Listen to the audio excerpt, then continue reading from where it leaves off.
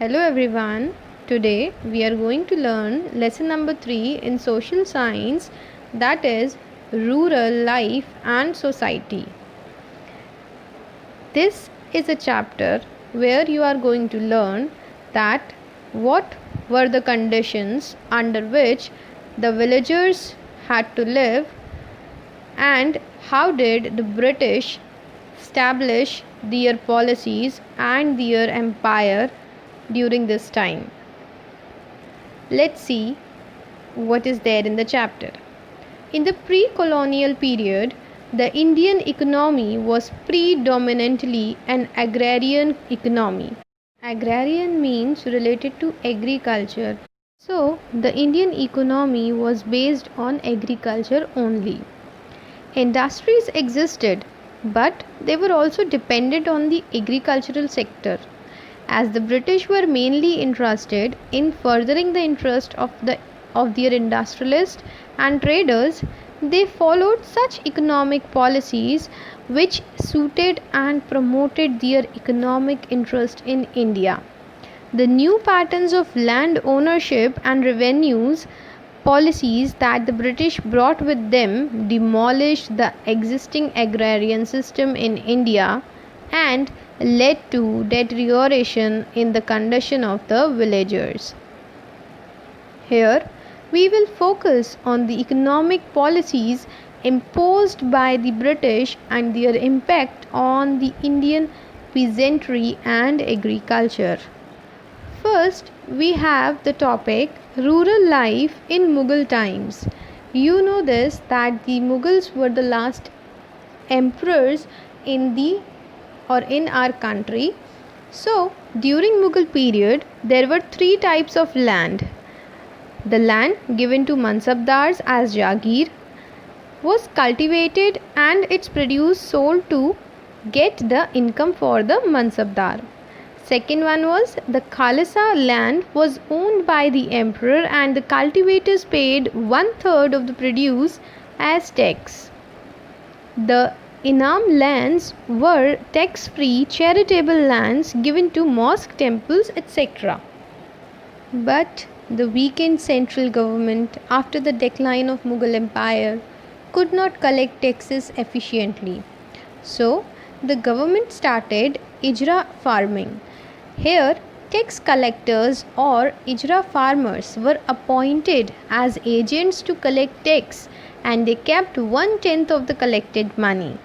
So, they were tempted to exploit the peasants because the more they collected, the more they kept for themselves.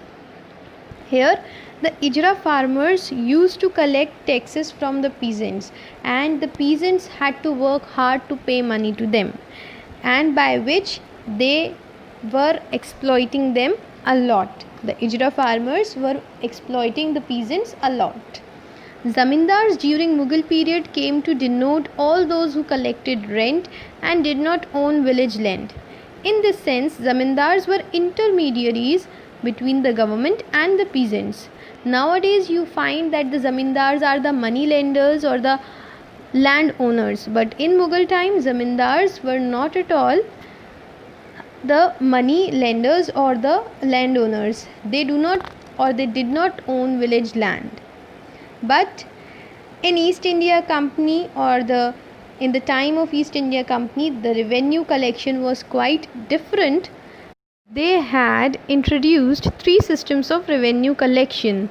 First was the permanent settlement, second was the Riad Vari system, and the third one is the Mahal Vari system. According to these three systems, the revenue was collected by the farmers, but the farmers were being exploited in all the three systems and the expectations of the British company were not fulfilled at all. The income which they wanted to generate from the farmers and their land, it wasn't fulfilled by them, as there are the chances of good harvest as well as bad harvest. Company needed regular income to build an army, train it and expend it for conquering more places in India. The effort of the company was to increase the revenue as much as it could and buy fine cotton and silk cloth as cheaply as possible. You know what, students? What had happened earlier? Before 1865, the company had purchased goods in India by importing gold and silver from Britain. But the the revenue collected in Bengal could finance the purchase of goods for export. Yes, this happened during the British time when they conquered Bengal and they started collecting revenue from them. So they started taking money from Bengal and then they started purchasing all the products grown here by that money. Means no money was coming from British as it was coming earlier in the form of gold and silver. Then later on in this chapter, we are going to learn about the three types of settlements or the systems to collect revenue. The first one is permanent settlement. In this, Lord Cornwallis, who became the Governor General in 1786, introduced permanent settlement in Bengal and Bihar and later in Orissa. He wanted to increase the revenue of the company and thus decided to fix the land revenue to be collected. By the terms of the settlement, the Rajas and the Talukdars were recognized as zamindars. They were asked to collect rent from the peasants and pay revenue to the company. The amount to be paid was fixed permanently, that is, it could not be increased ever in future. Thus, Zamindar was made a landlord of the entire land from which till now he had only collected taxes. The cultivator now became his tenant and lost his rights. It was felt that this would ensure a regular flow of revenue in the company's treasury. But it wasn't happened. Under this system, 90% of the revenue collected by the zamindar went to the company, 10% was kept by the zamindar. Lord Cornwallis made this settlement permanent by regulation in 1793. And the zamindars were made the owners of the land. This class became loyal to the British. But the immediate effect of permanent settlement on zamindars was disastrous. Many of them could not realize land revenue from the peasants and consequently could not pay the money to the government in time. Thus, they had no choice but to sell or mortgage part of their land to enable them to pay the revenue. This shows that the permanent settlement was also deteriorating the agriculture as well as impoverishment of the peasantry. As all the villagers had to take money from the money lenders, and if they don't pay the debt, they will not be able to get any right to cultivate the land, as well as they will go hungry maybe for the rest of their life. Next topic is Riad Vari system. Let's see what had happened here. In this system, the cultivators or riots were given the right to occupy the land they cultivated and were recognized as owners of the land as long as they paid land revenue. This seems very good in the beginning, but when the time runs or the time went by, the villagers were not able to pay the debts company wanted to have from them. So this system had gone into vain because of this problem only. Then the third was Mahalwari system. In Mahalwari system, a group was made, a group of villages which is called as Mahal, and one person is or was the head of this Mahal, and he was also called the Talukdar. In this system, the payment of revenue was the collective as well as individual responsibility of the peasants. The Mahalwari system was first adopted in Agra and Awadh and later on extended to Madhya Pradesh, Punjab, Delhi and other parts of India. Here again, the basic ideals remained unachieved. The village headmen and prominent families retained the rights of the land once again, reducing common riots in landless tenants because they were not able to pay the money. That's why they had to see the inequality among the society members and the economic inequality too.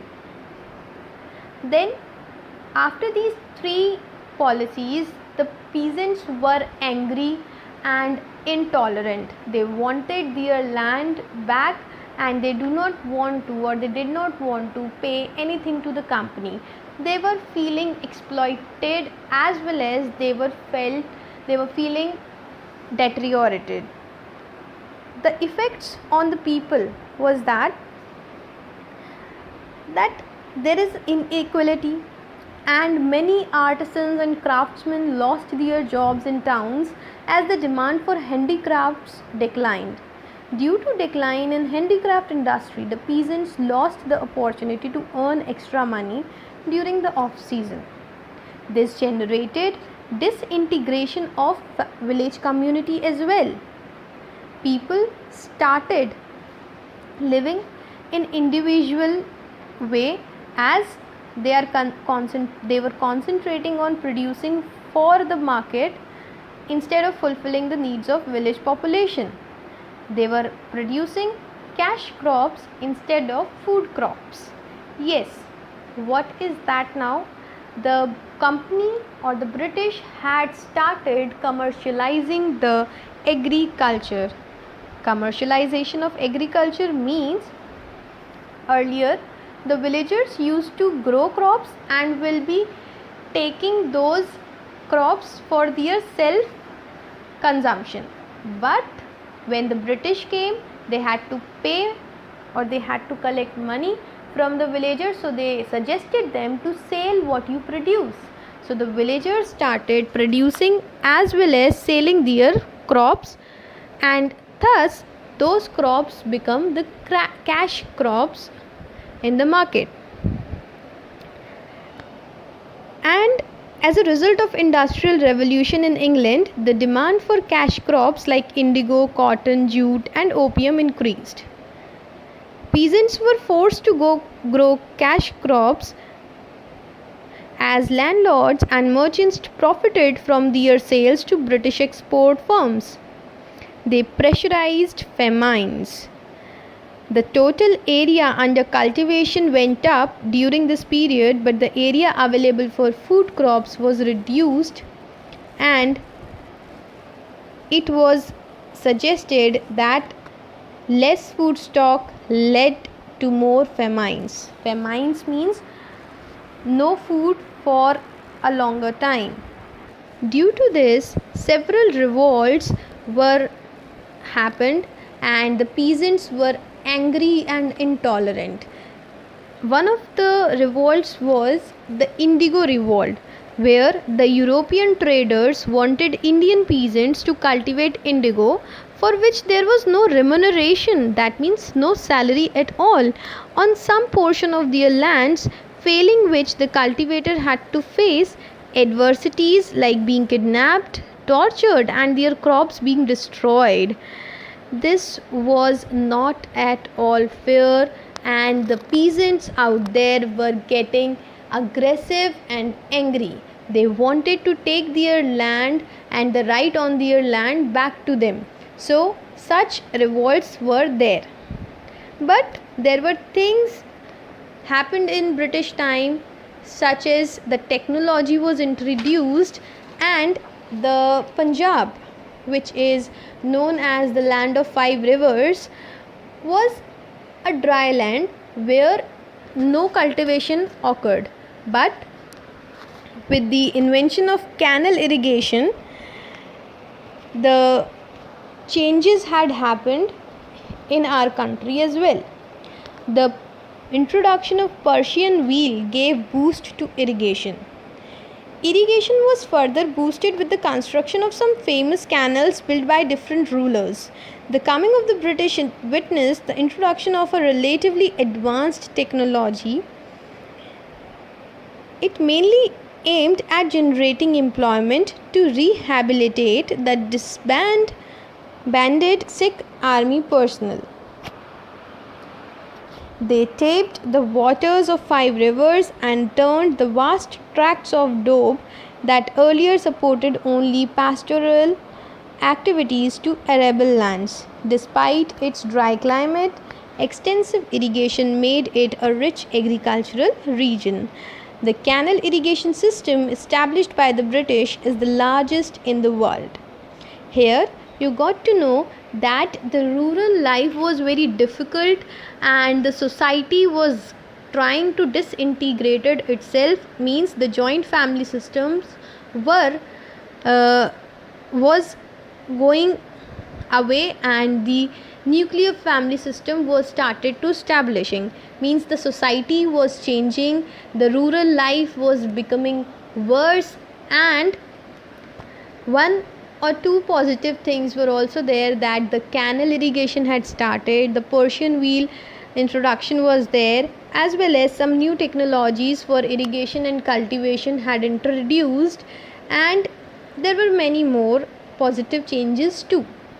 But all over, in a nutshell, I would say that peasants' revolts were directed at economic policies of the British, which shattered the traditional agrarian system of India. Yes, that broke our country's agricultural system totally.